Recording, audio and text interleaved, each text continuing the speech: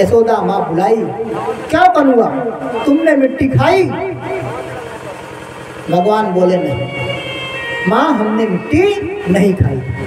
बलराम जी थे, कहे क्यों झूठ बोल रहे हो, मिट्टी खाए हो तो बताओ ना मिट्टी खाई। भगवान बोलते हमने मिट्टी खाई ही नहीं। महाराज परीक्षित पूछते, गुरुदेव भगवान क्या झूठ बोलते हैं? मिट्टी जब खाए हैं तो स्वीकार क्यों नहीं करते? गुरु नाम गुरु भक्त सुखदेव जी कहते, राजन यह जो कृष्ण कथा है ना, यह दो तरीके से चलती है। एक है तत्व ज्ञान और एक है लौकिक दृष्टि। तो जो मैं यह कथा तुमको सुना रहा हूँ, यह लौकिक दृष्टि का है। यह भक्तों के हृदय में कितनी सरलता से उतर जाए, उसका मैं प्रयास कर रहा हूँ। परीक्षित ने कहा, महाराज हम कुछ समझ नहीं पाए। बोले, राजन भगवान कभी झूठ बोल ही नहीं सकते। अब महाराज परीक्षित की जिज्ञासा और बढ़ गई। गुरुदेव मिट्टी तो भगवान ने खाई है और आप कह रहे झूठ नहीं बोल सकते, तो इसका क्या रहस्य है? तब गुरु नाम गुरु सुखदेव जी कहते, राजन जब यशोदा माँ ने भगवान से कहा कि मुख खोलो, भगवान करते क्या, अपना मुख खोल दिया। जैसे ही भगवान ने अपना मुख खोला, ब्रह्मांड निकाया निर्मित माया, रोम रोम प्रति वेद कहते। जैसे माता यशोदा को पूरे ब्रह्मांड का दर्शन हो गया। कुछ समय के लिए माँ यशोदा आश्चर्यचकित हो गई। भगवान ने सोचा यदि कुछ देर और माँ देखती रह गई तो हमको भी भगवान मान बैठेंगे कि जो मेरी लीला है यह भी समाप्त हो जाएगी। भगवान ने तुरंत मुख बंद कर लिया। माँ यशोदा ने पूछा, लाला मिट्टी तो तुम खाए हो, हमारे मुख में लगी है, तो फिर झूठ क्यों बोल रहे हो? भगवान कहते, माँ मैं मिट्टी नहीं खाया। माँ यशोदा कहती, फिर तुम क्या खाए हो? बोले, माँ मैं गोरज खाया हूँ, क्योंकि इस गोकुल धाम में जितना भी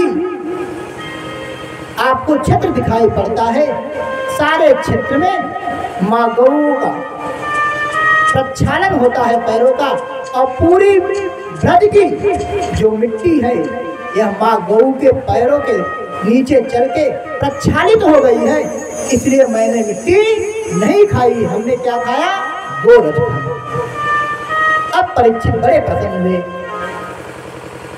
गुरुदेव तत्व ज्ञान की कथा तो और अच्छी होती है, आप इसका श्रवण क्यों नहीं कराते?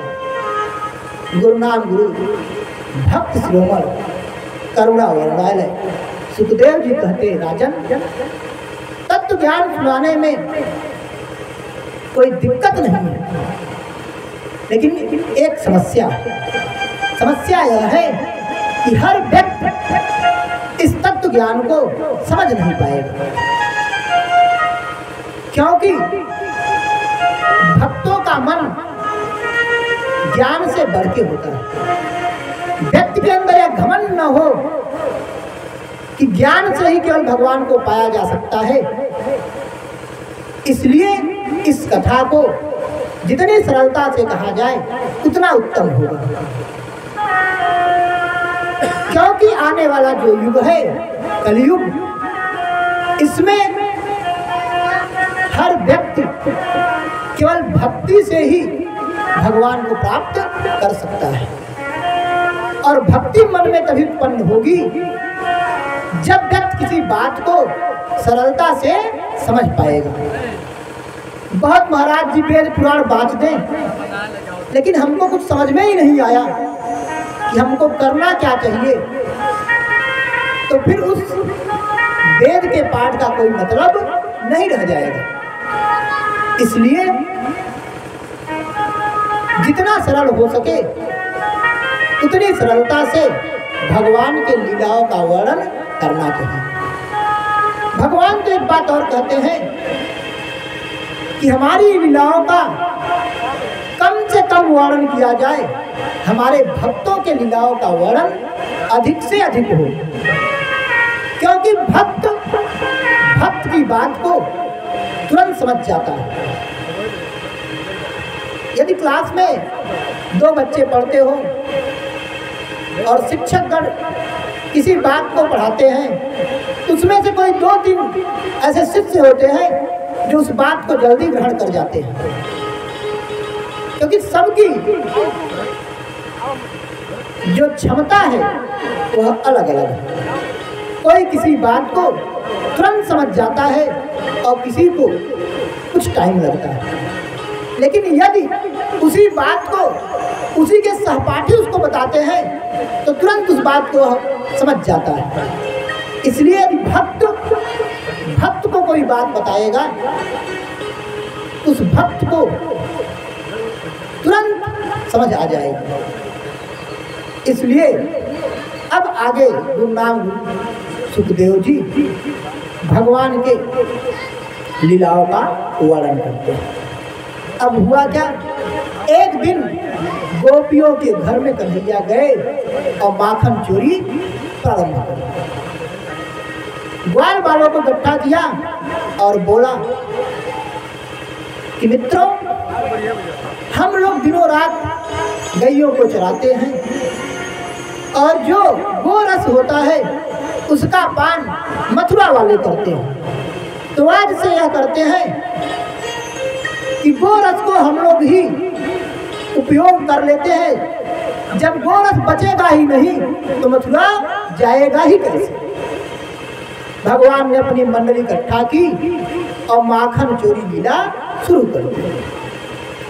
दिन प्रतिदिन गोपियों के घर जाते, कभी माखन चुराते, कभी रबड़ी चुराते, कभी दूध पी जाते।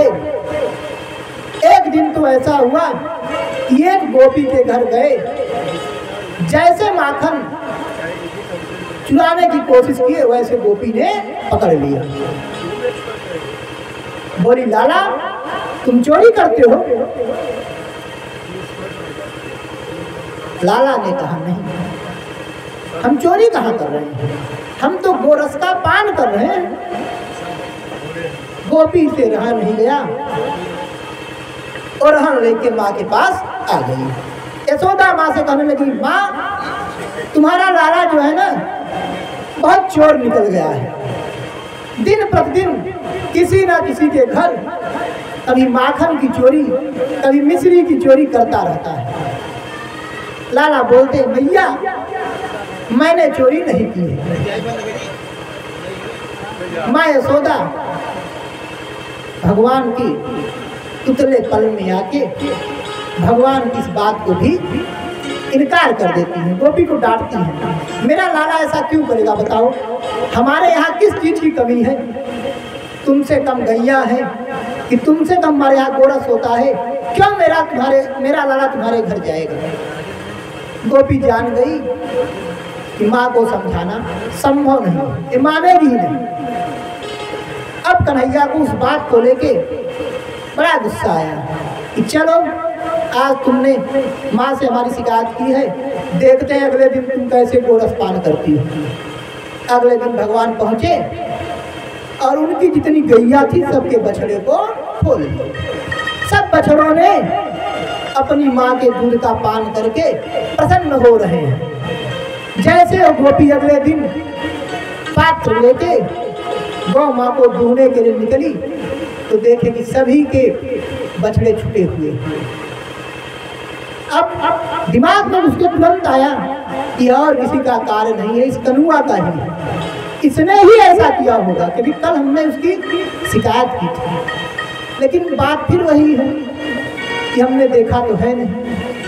और माँ यशोदा के पास चलेंगे तो माँ यशोदा इस बात को मानेंगी भी नहीं, क्योंकि उनको प्रमाण चाहिए। एक दिन गोपियों ने